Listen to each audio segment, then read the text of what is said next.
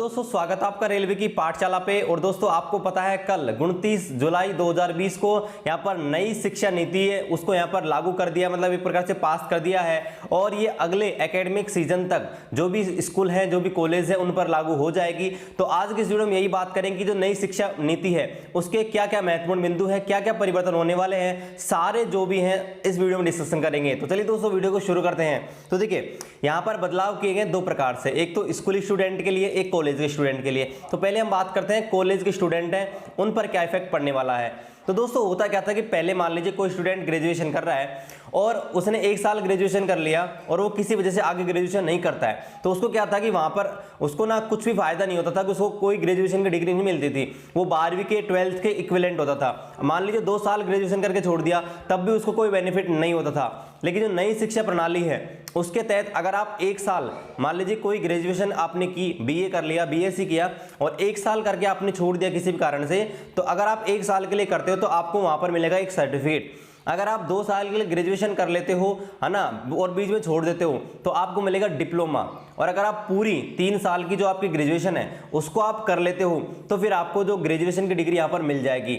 लेकिन अगर आप 4 साल की करते हो, 4 साल वाली अगर इस शिक्षा प्रणाली के तहत 4 साल की ग्रेजुएशन करते हो तो आपको मिलेगी रिसर्च के अंदर आपके ग्रेजुएशन की डिग्री। तो ये नया चेंज किया गया है और ये बहुत ही अच्छा है कि बहुत सारे स्टूडेंट हैं वो बहुत किन्हीं कारणों से आगे अपनी ग्रेजुएशन कंप्लीट नहीं कर पाते हैं, तो उनके लिए सरकार का बहुत अच्छा प्रयास है। उसके अलावा पहले क्या होता था कि मान लीजिए आप बीए, बीएससी ये जब करते थे तो आपको क्या आता था कि आपको एक फिक्स आपको दिया जाता था कि फिक्स सब्जेक्ट है वो आपको करने हैं। और पहले क्या होता था कि स्ट्रीम सिस्टम था, मतलब आपको 3 अलग अलग भागों में मिलते थे फिजिक्स, वो आपके एक तो आपका साइंस बैकग्राउंड था, एक आपके आर्ट्स था, एक आपके कॉमर्स था। यानी कि आपको उन्हीं में से ही कुछ सब्जेक्ट चूज करने होते थे। लेकिन अब ऐसा किया गया गाइस कि आप चाहे तो एक साइंस का ले सकते हो, एक आर्ट्स का ले सकते हो, एक कॉमर्स का ले सकते हो। मतलब आप अपनी इच्छा से कोई भी अलग अलग सब्जेक्ट है, अलग अलग जो स्ट्रीम के हैं वो यहाँ पर ले सकते हो और ये बहुत ही अच्छा प्रयास है।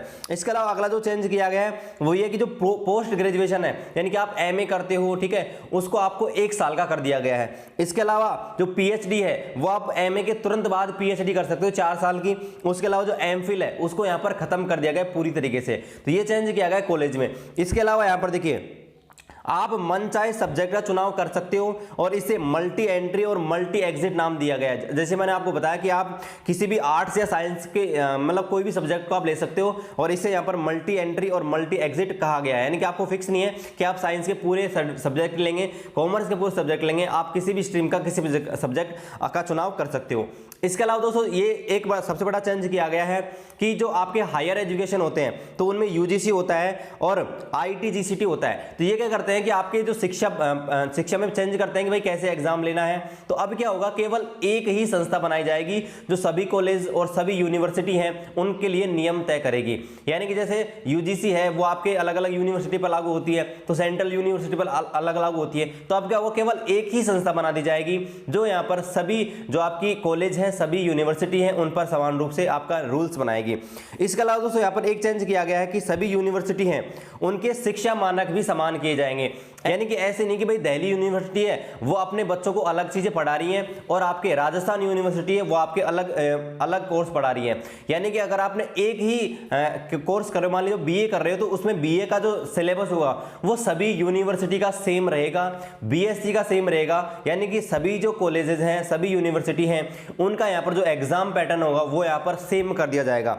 इसके अलावा जैसे यहाँ पर फीस की सबसे बड़ी बात होती है कि फीस जो कॉलेज वाले होते हैं वो कुछ भी वसूल कर लेते हैं। तो इसके लिए भी रूल बनाया गया कि सरकार एक फिक्स क्राइटेरिया रखेगी कि आप इससे ज्यादा फीस नहीं ले सकते। क्योंकि आपको पता है प्राइवेट स्कूल वाले और प्राइवेट जो आपके कॉलेज वाले होते हैं वो मनचाही फीस वसूल करते हैं। तो इसके लिए भी सरकार ने नया प्रावधान किया है कि आप मनचाही फीस यहां पर वसूल नहीं कर सकते, एक फिक्स क्राइटेरिया बना दिया जाएगा और वहां से आप जो है इतनी ही फीस वसूल कर सकते हो। इसके अलावा दोस्तों, यहां पर एक NHF यानी कि नेशनल आपके रिसर्च फाउंडेशन, इसका यहां पर बनाया जाएगा, नेशनल रिसर्च फाउंडेशन यहां पर बनाया जाएगा सरकार की तरफ से। इसमें क्या होगा, तकनीकी को बढ़ा दिया जाएगा। तकनीकी में जो भी स्टूडेंट यहां पर इंटरेस्टेड हैं उनको यहां पर मौका दिया जाएगा कि आप तकनीकी में आगे टेक्निकल चीजों को बढ़ावा दिया जाएगा और वर्चुअल लैब है इसकी यहां पर स्थापना की जाएगी। और संस्कृत शिक्षा है उसको यहाँ पर बढ़ा दिया जाएगा। इसके अलावा जो आपका मानव संसाधन मंत्रालय है उसका नाम बदलकर शिक्षा मंत्रालय कर दिया जाएगा। तो ये सारे चेंज है आपके जो भी कॉलेज के स्टूडेंट हैं उनके लिए, और ये बहुत अच्छा किया है सरकार ने। अब हम बात करते हैं जो स्कूली एजुकेशन है उसमें क्या क्या चेंज किया गया है। तो देखिए स्कूली एजुकेशन में क्या होता था कि पहले जो हमारा सिस्टम था वो 10+2 लेवल का था। मतलब क्या था कि हम 10वीं तक समान पढ़ते थे, है ना, 10वीं तक जो हमारे सब्जेक्ट थे वो सेम थे, हमको सब्जेक्ट चयन करने का कोई ऑप्शन नहीं देता सरकार की तरफ से। और हम 11वीं में जाकर 3 अलग अलग स्ट्रीम में जा सकते थे कि आप साइंस बैकग्राउंड में जा सकते हो,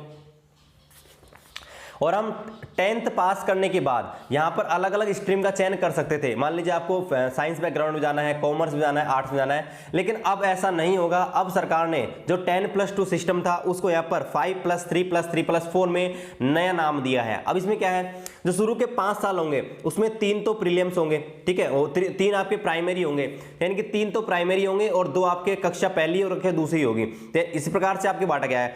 तो इसमें क्या किया जाएगा, जैसे आपके शुरू के 5 साल हैं, है ना, शुरू के 5 साल है, 3 तो प्राइमरी और 2 आपके पहली कक्षा और दूसरी कक्षा, इसमें आपको पढ़ाया जाएगा एक प्रकार से खेल कूद के तरीके से, ताकि बच्चे चीज़ों को बेहतर समझ पाए। मतलब आपको कोई किताब नहीं, सिर्फ एक प्रकार से खेल कूद के माध्यम से आपको चीज़ें हैं वो यहाँ पर सिखाई जाएंगी। और इनको फाउंडेशन वर्ष बोला गया है। क्या बोला गया है, फाउंडेशन, यानी एक तरह नींव बोला गया है कि भाई बच्चे हैं वो कैसे सीखे। तो ये 0 से 5 साल के लिए क्या गया है। उसके बाद यहाँ पर आगे जो स्टूडेंट आते हैं अगली कक्षाओं में उनको यहाँ पर लिखने पढ़ने पर पूरा जोर दिया जाएगा, ठीक है। तीसरी कक्षा से और 5वीं कक्षा में जो स्टूडेंट जाएंगे उनको लिखने पढ़ने पर पूरा जोर दिया जाएगा और उनको भविष्य के लिए तैयार किया जाएगा कि भाई ये सेक्टर होते हैं, आप ऐसे इन फील्डों में रिसर्च कर सकते हैं। आपको उनको विज्ञान के बारे में, आर्ट्स के बारे में और वाणिज्य के बारे में उनको बताया जाएगा तीसरी कक्षा से 5वीं कक्षा के बीच।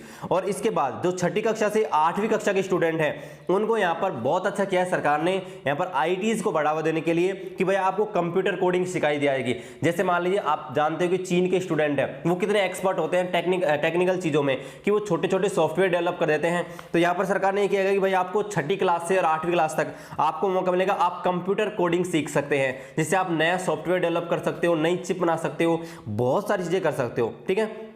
और इसके अलावा यहाँ पर सरकार एक नेशनल मिशन की स्थापना करेगी, है ना, और ये बहुत अच्छा किया गया है। और जो सिलेबस है उसको भी चेंज करने की सरकार के द्वारा बोला गया है कि भाई नया सिलेबस है वो लागू होगा पूरी जगह। और इसके बाद तो 9th से और 12th के बीच जो सिस्टम है उसको बदलकर यहाँ पर ईयरली सिस्टम को बदलकर सरकार की तरफ से सेमेस्टर सिस्टम को बोला गया है कि आप सेमेस्टर वाइज सिस्टम लगाना पड़ेगा। सेमेस्टर में क्या होगा कि आपकी जो परीक्षा है 1 साल में 2 बार होंगी, यानी कि 9वीं से और 12वीं तक 4 साल का जो आपका ड्यूरेशन है उसमें आपको 8 बार एक तरह से 6 महीने में एग्जाम देनी पड़ेंगे। तो ये नया सिस्टम सरकार की तरफ से बनाया गया है। और 5वीं क्लास तक जो आपको एजुकेशन दी जाएगी वो आपकी मातृभाषा में दी जाएगी। मान लीजिए आप किसी भी क्षेत्र में रहते हो, वहां पर वो गुजराती सिखाई जाती है, मराठी सिखाई जाती है, राजस्थानी सिखाई जाती है, तो आपको 5वीं क्लास तक उसी भाषा में आपकी परीक्षा ली जाएगी। ये सरकार से नया फैसला किया गया है। और यहाँ पर बोर्ड परीक्षाओं के लिए सबसे बड़ा फैसला किया गया सरकार ने कि भाई बोर्ड परीक्षा है वो पहले क्या होती थी, आपके साल में 2 होती थी, एक 10वीं की एक 12वीं की, लेकिन सरकार की तरफ से ये बोला गया कि अब केवल 12वीं की यहाँ पर बोर्ड की परीक्षा होगी और ये आपके 2 बार में की जा सकती है, ठीक है। यानी कि 10वीं की बोर्ड को हटाने का प्रस्ताव भी सरकार ने रखा गया है और यहाँ पर 2 बार होगी आपकी जो बोर्ड की परीक्षा है, 2 बार हो सकती है साल में। और इसमें भी MCQ टाइप क्वेश्चन यहाँ पर रखे जा सकते हैं सरकार की तरफ से, यानी कि मल्टीपल चॉइस क्वेश्चन भी रखे जा सकते हैं। आपके तरीके से भी जो आपके परीक्षा है वो यहाँ पर हो सकती हैं। इसके अलावा सबसे इंटरेस्टिंग चीज ये है कि यहाँ पर पहले क्या होता था, जो मार्कशीट आती थी ना गाइस, रिपोर्ट कार्ड आता था, उसमें केवल टीचर के मार्क जुड़ते थे कि भाई जो टीचर है उसने आपके कॉपी जांच करी, कितने नंबर है उस हिसाब से मार्किंग देता था। लेकिन अब एक नया सिस्टम तय किया गया है, भाई टीचर तो जो मार्किंग देगा वो तो रहेगा ही रहेगा, उसके अलावा स्टूडेंट खुद का भी एक मूल्यांकन करेगा और उसका भी एक अंक फिक्स होगा कि आप अपने आप को कितने अंक देना चाहते हो वो होगा। इसके अलावा उस जो स्टूडेंट है उसका जो सहपाठी है, उसका जो कोई भी दोस्त है, वो भी उसका व्यवहार के आधार पर उसको अंक देगा कि इसका बिहेवियर कैसा है, उस हिसाब से मार्क्स देगा। तो इस प्रकार से जो आपकी फाइनल रिपोर्ट बनेगी उसमें 3 अलग अलग मार्क्स ऐड होंगे, एक आपका खुद का, एक आपके टीचर का और एक आपके सहपाठी का। तो ये यहाँ पर नई सोच की गई सरकार की तरफ से। और यहाँ पर जो आपका जो शिक्षा नीति पर है, शिक्षा नीति पर तो नया खर्च होगा। पहले यहाँ पर 4.6% खर्च होता था टोटल GDP का, लेकिन अब सरकार ये बोल रही है कि भाई 6% हम टोटल GDP का खर्च करेंगे, जो खर्च है उसको हम और बढ़ाएंगे।